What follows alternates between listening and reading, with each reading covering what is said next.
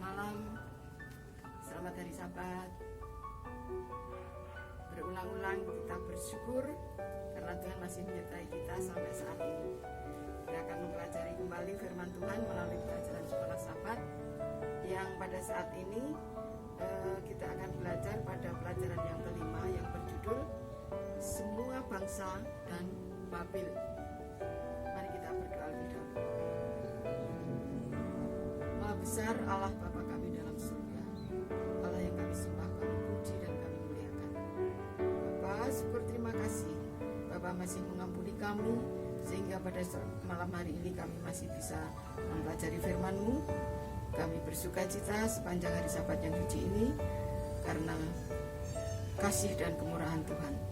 Terima kasih Bapa, kiranya hanya Roh-Mu yang suci yang boleh menolong kami agar kami boleh mengerti pelajaran ini dengan baik dan kami boleh melakukannya dalam kehidupan kami sehari-hari.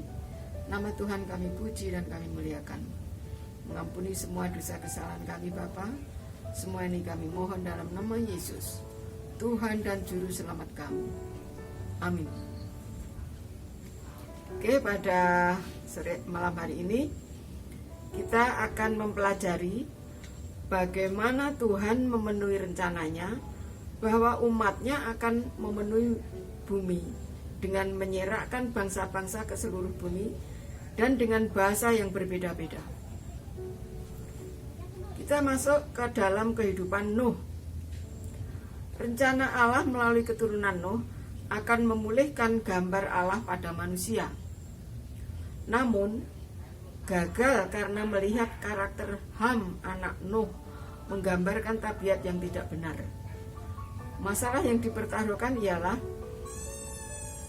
lebih tentang penghormatan kepada orang tua. Ham tidak menghormati Nuh bapaknya. Kenapa Ham harus menghormati bapaknya Nuh?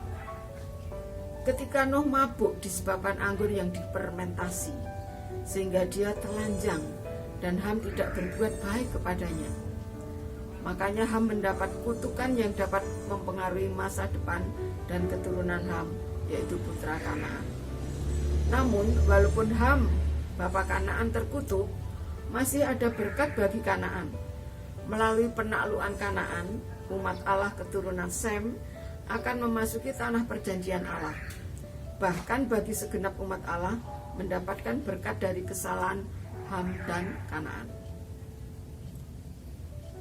Yang kedua, beberapa poin pelajaran yang lalu. Silsilah kejadian. Adam meninggal waktu Lamek ayah Nuh berumur 56 tahun. Berarti Nuh sudah pernah mendengarkan tentang Adam. Silsilah Alkitab mempunyai 3 fungsi. Yang pertama, Alkitab menekankan sifat historis atau sejarah orang-orang yang hidup dan mati. Poin yang kedua, penulis Alkitab kontinu bagi orang-orang pada masa lalu dan masa sekarang. Dan yang ketiga, Alkitab mengingatkan kepada kita kerapuhan manusia dan efek tragis dari kutukan dosa dan akibatnya yang mematikan pada semua generasi setelahnya. Poin yang keempat, dan pada hari keturunan Nuh, seluruh keturunan Nuh adalah satu bangsa dan satu bahasa. Mereka mau menunjukkan bahwa mereka akan tetap bersatu dengan jalan akan membangun sebuah menara yang tinggi supaya tidak akan terjadi pemusnahan bangsa lagi seperti zaman Nuh. Mereka akan mencari nama. Mereka tidak mengingat janji Tuhan bahwa tidak akan ada lagi pemusnahan manusia dengan air bah. Tetapi mereka merasa bisa menanggulangi bencana sesuai dengan cara mereka. Mereka akan menyamai Allah. Dan ketika mereka membangun sebuah negara juga dinamakan Babel sesuai dengan maksud mereka yang berarti kekacauan.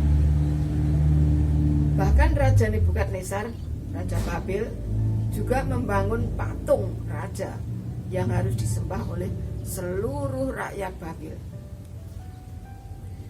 Rencana pembangunan Menara Babel berakhir dengan kegagalan dan rasa malu.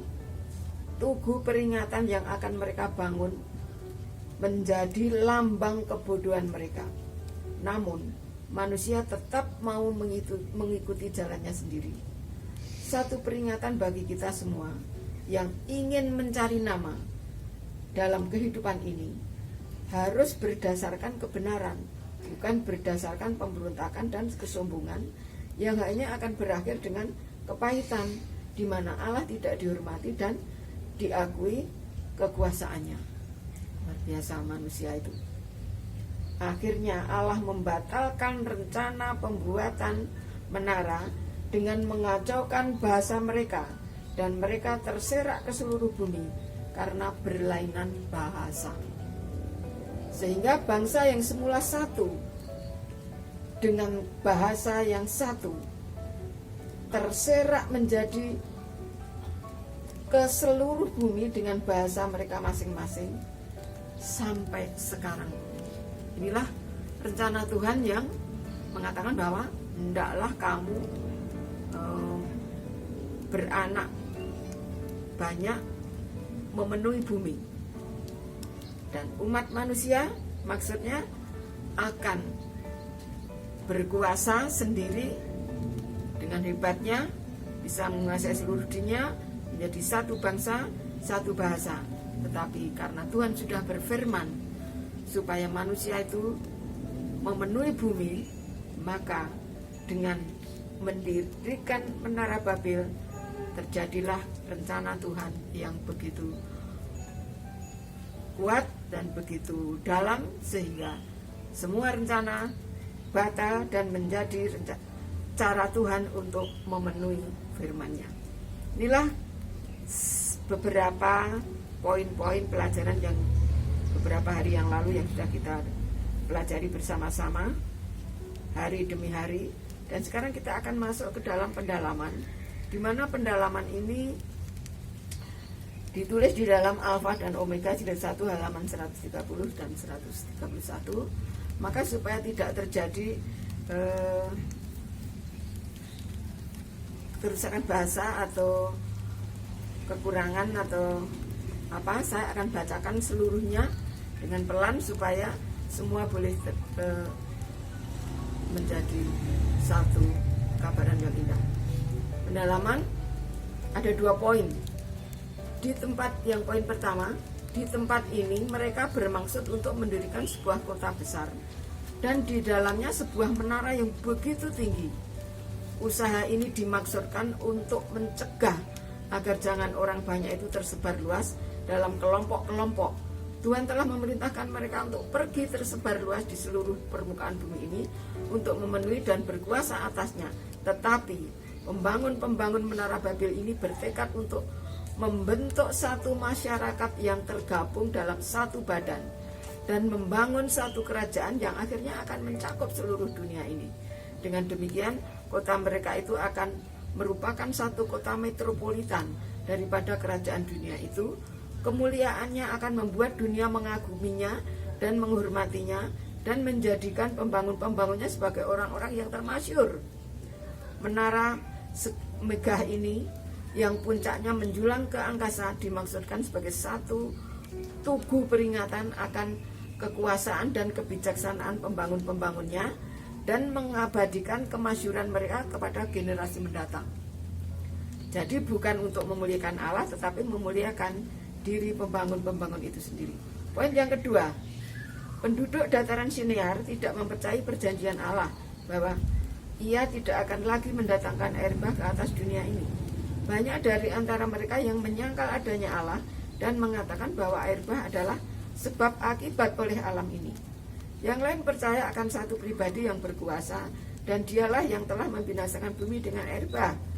Dan hati mereka seperti Kain. Walaupun dia percaya ada Allah yang Maha Kuasa, tapi hati mereka akibat kelakuan Kain tumbuh di dalam umat-umat keturunan Nuh ini. Bangkit dalam pemberontakan melawan dia. Jadi roh-roh yang seperti Kain tetap melawan Tuhan. Dan hati mereka seperti Kain bangkit dalam pemberontakan melawan Dia. Satu tujuan yang ada di hadapan mereka dalam membangun menara ini ialah untuk menjaga keselamatan mereka seandainya air bah yang lain datang melanda. Dengan mendirikan sebuah menara yang puncaknya jauh lebih tinggi daripada yang dicapai oleh air bah, mereka pikir mereka akan terhindar dari segala kemungkinan bahaya yang timbul. Dan apabila mereka dapat naik tinggi ke awan-awan, mereka harap akan dapat memastikan apa yang menyebabkan air bah itu. Luar biasa. Segala usaha ini dimaksudkan untuk mengangkat lebih tinggi lagi kebanggaan para pembangun-pembangunnya dan memalingkan pikiran generasi mendatang dari Allah dan menuntun mereka kepada penyembahan berhala. Luar biasa kejahatan umat Tuhan setelah Nuh. Walaupun beberapa gelintir manusia percaya adanya Allah, namun tetap tidak percaya bahwa Allah itu Maha Kuasa dan Allah sendiri yang menentukan segalanya. Mereka tetap mempunyai hati seperti Kain. Walaupun percaya kepada Allah, tetapi melawan dan berontak kepada Allah. Inilah satu gambaran bagaimana firman Tuhan harus digenapi walau melalui segala cara. Dan firman Tuhan pada saat ini yang sudah berfirman bahwa manusia harus memenuhi bumi, ternyata dengan adanya manusia-manusia yang jahat dan mempunyai keinginan yang tinggi yang bisa namanya tersohor, melalui itu Tuhan mewujudkan rencananya untuk membuat umatnya terserak ke seluruh bumi, bahkan bahasanya pun lain-lain. Nah, itulah sekarang yang ada pada kita semua. Bahasa kita mungkin jarak tidak sejauh apa saja sudah berbeda. Inilah akibat daripada rencana pembangunan Babel yang bahkan sudah menjadi rencana Tuhan sebelumnya.